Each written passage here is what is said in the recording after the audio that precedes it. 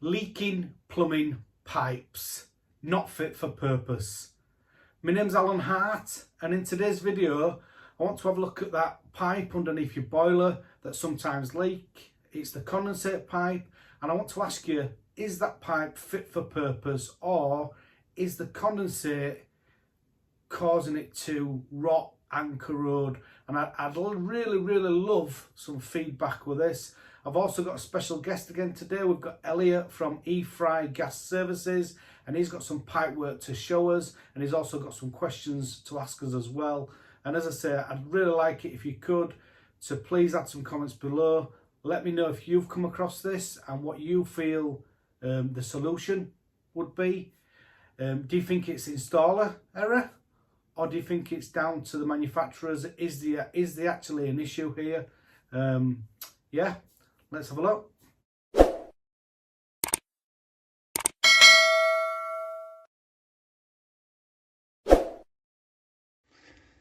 Good morning, everyone. So, what are we all doing about condensate pipe? This is 1.25 inch. This is on probably about 7 or 8 years old, this build. And this is 1.25 inch coming off the boiler, came down the wall. Massive, great big crack there. Obviously stress lines all over it. If you look inside, see that at the bottom of the screen there, that focuses that line going down the centre. You know, all the way down, so I've had to cut it back and replace it. And this bit here, it was actually just, well, it's completely broken, bar like one bit when I touched it, it just fell apart. So what are you guys doing? Are you still using standard ABS plastics? Are you finding the black lasts longer than the white? Is anybody using Volcathene? Now, this isn't something I fitted, but I have had it happen, especially to overflow pipe, on stuff that I fitted 10, 12, 15 years ago. So my question is to you, what are we all doing? Are we just putting it back with what's there? Because I did today, I just put more ABS, a couple of 45s and bits and bobs, and made it there and glued it to high heaven. But what are we all doing? This was obviously showing on the ceiling below where it was leaking. But what is the cure? Is it for us all to start using Volcathene? Is it we need to start fitting neutralizers and change them every year on the annual service? I don't know. I honestly don't know, but I'll be interested in your thoughts. Thank you very much for that, Elliot. If anybody can answer any of Elliot's questions, please put a comment below. And I could understand if it was the middle of winter and the pipe had frozen up, but we know that we've got a solution for that now. So we know we could use Condensate Pro on that. So we're not going to have a problem with frozen condensates now. But this particular pipe and some of the other pipes that I'm going to show you later on in this video are internal.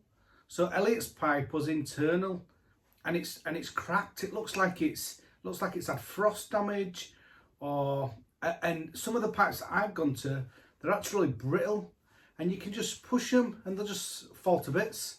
So yeah, I'd be really interested in any feedback that you've got, and if you could answer any questions, and if you've come across it, and if you have, please, if you could, put your send me a video or send me a picture, and I'll add my WhatsApp details below in this video. What I want to do now is just show you some more pictures from jobs that I've been to, and from some of the jobs that people sent me some photos in as well. This first one's just an example of a badly installed condensate and the mess that it makes. But then when we go internal to have a look inside on some of these condensates, we can just see there that this has got a crack on the condensate pipe. It's actually split, and the rest of this pipework is the same. So there's obviously an issue. If we have a look at this one here, we can see the pipe has actually cracked. And again, this is internal. It's not external. It's not frozen. So what's the answer? Why? Why is it doing this? Now we've got some more examples. This is actually a job that I went out to this one. I didn't install this boiler, but I did go out to it to do a boiler service, and all the joints were leaking. If you see on this net boiler, this is actually a Baxi boiler, but that's irrelevant. But you see, it's just leaking. This is actually on one of the boilers that I installed, and I've just put some insulation tape around it, just temporary, because I didn't have no pipe and elbows with me. So I'm just going to go get some pipe and elbows and change it. But will changing it actually make any difference? Will it do it again? I'm seeing these 2, 3, 4-year-old doing this. This one's just from a job that's actually been sent in, and it's not a very good boiler installation, but you can see on the elbow on the left hand side, you can see that it's got like stainage on it that it's going to be leaking. And then when you have a look on the T here, you can see that it's actually got water on it and it's dripping, and it's also dripping down onto the condensate pipe, onto the water pipe, sorry. And obviously that will rot that pipe, and then they will end up with a flood in this property. Now that could be down to poor installation, who knows. Just a little tip for when you are installing condensate pipe, what I would do, I'd always clean it all up. Use some solvent cleaner as well on all the fittings. Make sure that it's approved with manufacturers. So clean inside your fitting, also clean on the outside of the fitting, clean on everywhere where you're going to put the solvent cement onto. Clean it all up, and then obviously glue all your pieces, and then connect it all together. Sorry for poor quality here, but just to show you how to cut this, it's got a little blade in there, and then it just goes in one direction. So it's really easy. Obviously mark your pipe where you'd want it to be and just cut it, and it's as easy as that. Really good. I really like these. As I say, I'm not sponsored by anybody, certainly not sponsored by Rothenberg. I've not had no contact with them, but they're good cutters. Other manufacturers probably do them as well. I think Monument have started to do something similar.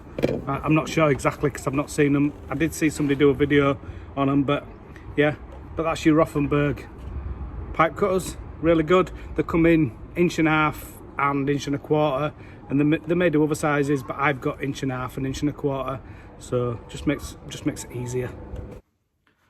So as I've said already, when I install condensate pipe, I clean it all up with some solvent cleaner, and they also use the solvent cement, and obviously then stick it all together, and it seems all okay, it doesn't leak. And then a few years down the line, now it doesn't happen on all of them, but a few years down the line, some of them have started to leak, and then obviously other people are having these issues as well. So if you do have any question, if you do have any, if you know why this happens, am I doing something wrong? Are the installers doing something wrong? I can appreciate that sometimes in winter, externally, I can understand that some of that could freeze. Obviously, you can protect that, or you should be protecting that, is the honest answer.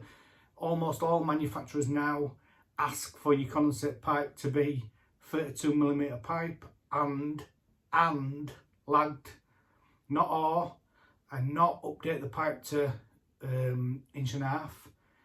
Most of them ask for 1.25 inch pipe or 32mm pipe and lagged. That lagging also needs to be approved. So in the past we've used Class O lagging. What I wasn't aware of with Class O lagging was you had to paint it, and then you had to paint it again within 7 days. So now obviously I've started to use the Condensate Pro. Again, if you use what you use for lagging, please put a comment below. Tell me what you use. Tell me what the manufacturer's instructions say for the boiler that you fit. But yeah, if you can help me, help Elliot, help any other viewers, then please put some comments below and let me know what your opinion is. Also, as I've said already, if you could send me some pictures, send me some videos of anything to do with gas, plumbing, good installs, bad installs, whatever you want to share.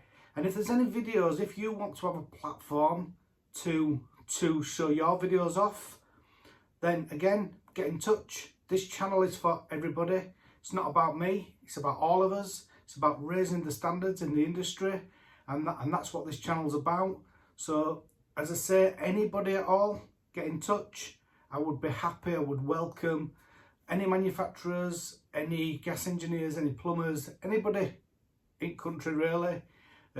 Yeah, let's do this together. Let's raise the standards. If there's issues with products, let's also show the issues and see what we can do to resolve them as well. And I'm definitely babbling on now. Thank you so much for watching, and please like, comment, share, all that good stuff. Thanks very much.